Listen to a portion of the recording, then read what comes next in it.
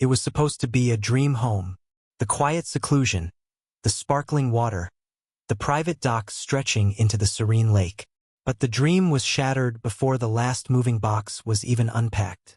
They arrived uninvited, a small group from the Homeowners Association, their faces a mask of stern entitlement. Their demand was simple yet absurd. I had to give them my lake. They saw a newcomer to bully, an easy win. What they didn't know was that a quiet, forgotten line in a legal document was about to turn their grand plan into their worst nightmare. They came for my property, but I was about to control their entire world. The moving truck groaned to a halt, the last of its contents now scattered across the perfect lawn. He stood in the afternoon sun, a single moment of quiet amidst the chaos of boxes and new beginnings. This was it. The home he had searched for, the one he had seen only in his mind's eye. It was more than a house. It was a sanctuary carved from the land itself, a place where a gentle breeze carried the scent of pine and the whisper of water. The property stretched back from the road, a private world bordered by thick woods and culminating in the shimmering expanse of the lake. It was the lake that had sealed the deal, not the communal shoreline used by the entire community, but a secluded, untouched stretch that was uniquely his. A long, weathered dock, a testament to decades of quiet solitude, jutted out into the calm surface.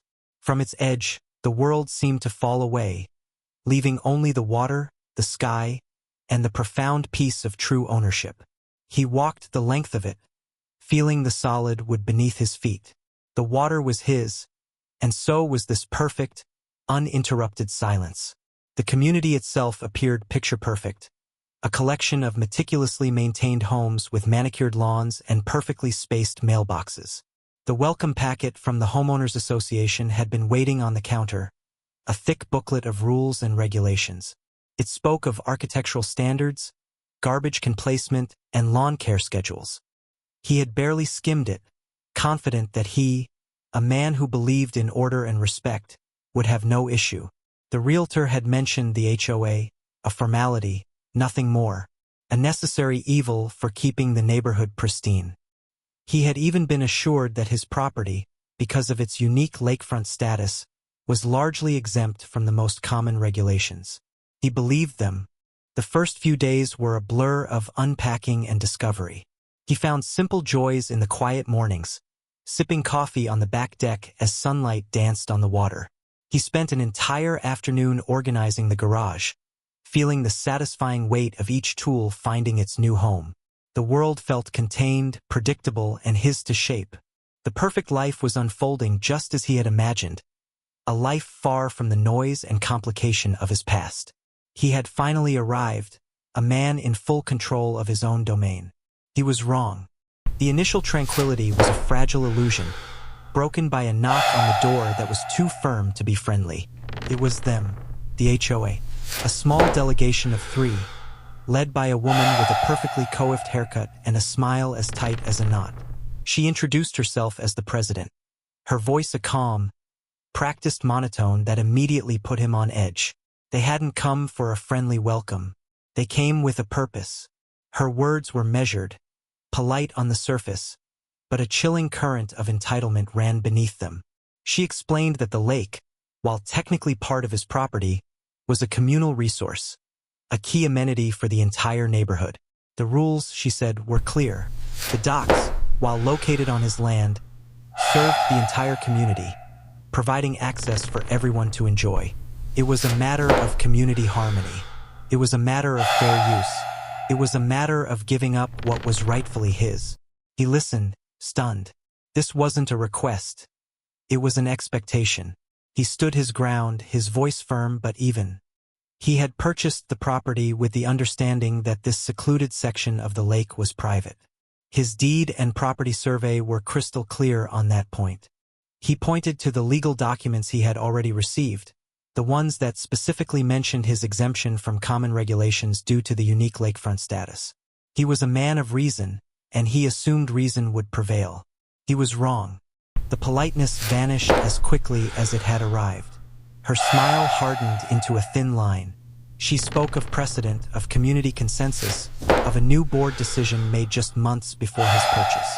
They had been waiting for a new owner, someone they could educate on their way of doing things. The discussion became an interrogation, then a declaration. The lake would be open to the community, and the docks would be considered shared property. He was a new member, and he would fall in line. They left him with a pamphlet detailing the new rules, a stark reminder of their absolute authority. Image 3: Weight of harassment. The harassment began almost immediately.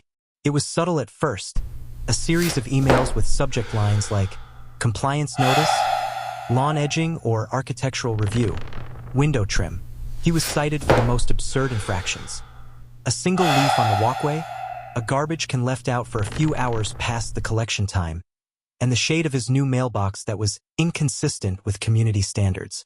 Each notice came with a fine, small at first, then growing with each new violation.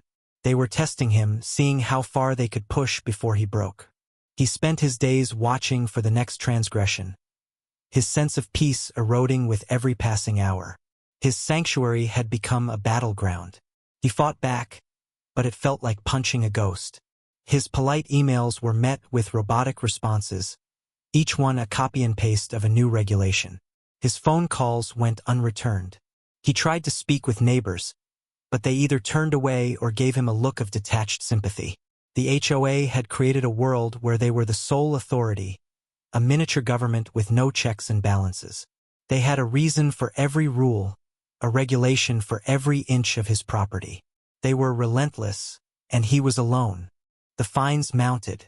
He received a formal letter stating that if he did not open the lake and docks to the public within 30 days, they would begin legal proceedings to seize the property for community use. The words were a direct assault on his ownership, an outrageous and arrogant display of power. He felt a cold knot of dread form in his stomach. They were serious. They were going to take his lake. And the worst part was he felt helpless to stop them.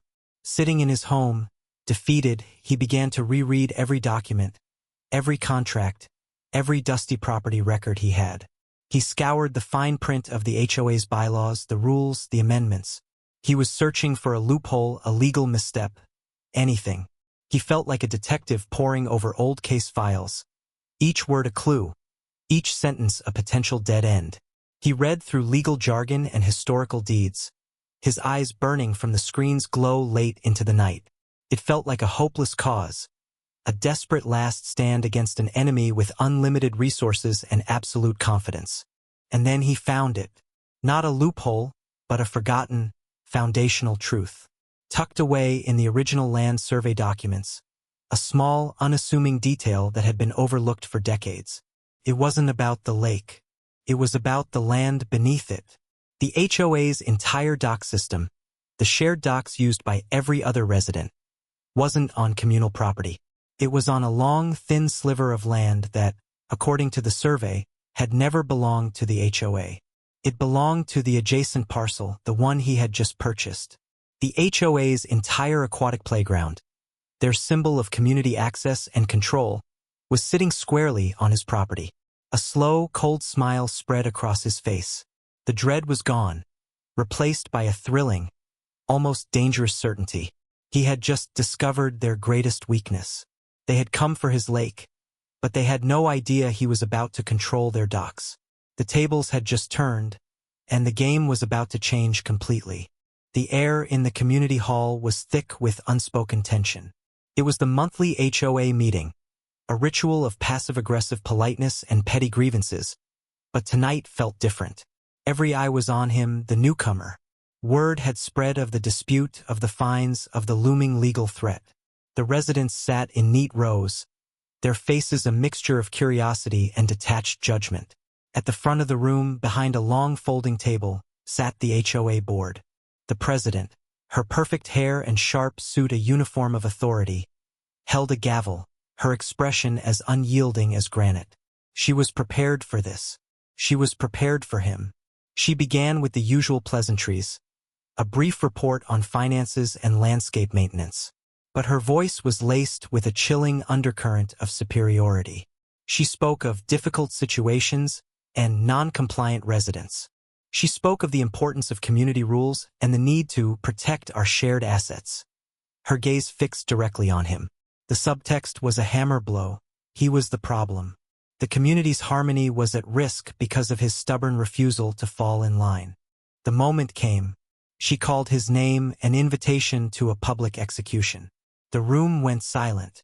He stood, his heart a steady drum against his ribs.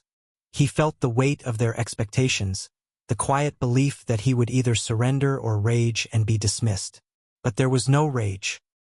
He walked forward, not with the hesitant steps of a man defeated, but with the cool, deliberate confidence of a man holding an ace. He carried only a simple, rolled-up document. The president's face held a thin, smug smile. She had the stage, the rules, and the collective support of a community that believed in her authority. She began to outline the board's decision, the legal action they were prepared to take to force him to open his lake and to seize control of the docks. Her words were a chilling recitation of power, a public shaming delivered with the cold precision of a legal brief. She did not doubt that this would be the end. She had won. But he didn't argue. He didn't plead. He unrolled the document and placed it on the table. It was the original property survey, yellowed with age, its lines and annotations drawn with a cartographer's precision. He pointed to a small, unassuming section. "The docks," he said, his voice calm, clear, and cutting through the silence. "The community docks. They're on my property." A ripple of confusion swept through the room. The president's smile faltered, replaced by a flicker of annoyance. She dismissed him with a condescending wave of her hand. "That's impossible. Those docks are on communal land." He pointed to another section of the document. "This line here, it's the original boundary line. It runs not along the lake's edge, but 10 feet past it, right through the area where all the docks are anchored." He unrolled a second document, the one he had received during the purchase. "This is the current deed. This piece of land, this forgotten strip, was included in my purchase. It has been for decades. It's not communal property. It's mine." The silence was deafening. Every eye in the room, which had moments ago been fixed on him, now stared at the HOA board. The president was speechless, her face a mask of disbelief. The other board members leaned in, whispering, their confidence draining away with every word. They hadn't seen this coming. They had never considered the possibility that their sacred communal docks were actually on private land. But he didn't argue. He didn't plead. He unrolled the document and placed it on the table. It was the original property survey, yellowed with age, its lines and annotations drawn with a cartographer's precision. He pointed to a small, unassuming section. "The docks," he said, his voice calm, clear, and cutting through the silence. "The community docks. They're on my property." A ripple of confusion swept through the room. The president's smile faltered, replaced by a flicker of annoyance. She dismissed him with a condescending wave of her hand. "That's impossible. Those docks are on communal land." He pointed to another section of the document. "This line here, it's the original boundary line. It runs not along the lake's edge, but 10 feet past it, right through the area where all the docks are anchored." He unrolled a second document, the one he had received during the purchase. "This is the current deed. This piece of land, this forgotten strip, was included in my purchase. It has been for decades. It's not communal property. It's mine." The silence was deafening. Every eye in the room, which had moments ago been fixed on him, now stared at the HOA board. The president was speechless, her face a mask of disbelief. The other board members leaned in, whispering, their confidence draining away with every word. They hadn't seen this coming. They had never considered the possibility that their sacred communal docks were actually on private land. The meeting ended not with a bang, but a stunned, defeated silence. The president, her face a mottled mask of disbelief, tried to rally her board, but their faces were ashen. The residents, once a passive audience to her power, were now murmuring, their questions aimed not at him, but at her. The whispers were a rising tide of confusion and betrayal. How had they not known? How had the board, the ultimate authority on all things community-related, been so utterly and completely wrong? The answer was a simple one. They had been operating on assumption, on precedent, on the blind belief in their own power. The aftermath was a blur of frantic emails and legal consultations. The HOA hired their own lawyers, attempting to find a flaw in the protagonist's argument, a loophole in the ancient survey. There was nothing. The line on the map was as solid and unyielding as the bedrock beneath the lake. The historical records were a brick wall against their claims. The simple truth was undeniable.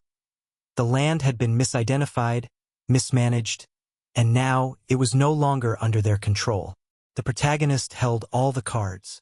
He could have demanded a fortune.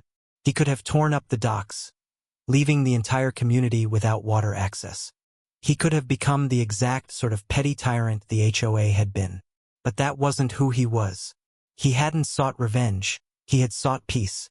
He had wanted his sanctuary back. His terms were simple and they were non-negotiable. The legal action against him would be dropped immediately, and all fines levied against him would be refunded. The HOA would publicly issue an apology, acknowledging the error and recognizing his full ownership of both his lakefront and the land beneath the docks. And finally, there was the lease. It was a modest fee, a symbol more than a source of income, a legal acknowledgement of his ownership. He granted them the use of the land with one simple, unwritten condition. They would never bother him again. The final meeting was a quiet affair. The president, her perfect hair now slightly askew, read the official statement, her voice flat and devoid of emotion. Her reign of terror had come to an end, not with a public fight, but with a quiet, legal concession. She was voted out in the next election, replaced by a board that understood the importance of respecting a person's property as much as their own. Peace returned. His victory was not one of wealth or power, but one of peace. The notices stopped coming. The watchful eyes of the neighbors turned away. The quiet solitude he had craved when he first bought the house returned. He found himself back on his dock, the setting sun painting the sky in strokes of orange and purple. The water lapped gently against the pilings. In the distance, he could see other residents enjoying the lake from their boats, their faces peaceful. He looked down, his gaze tracing the outline of his own dock, a symbol of his newfound freedom. The world hadn't changed, but his place in it had. He had arrived a stranger, an easy target for a group of people who believed their rules were the only thing that mattered. He had left them with a lesson. They had come to take his lake, but they had to learn that the biggest power in the world is not control but clarity.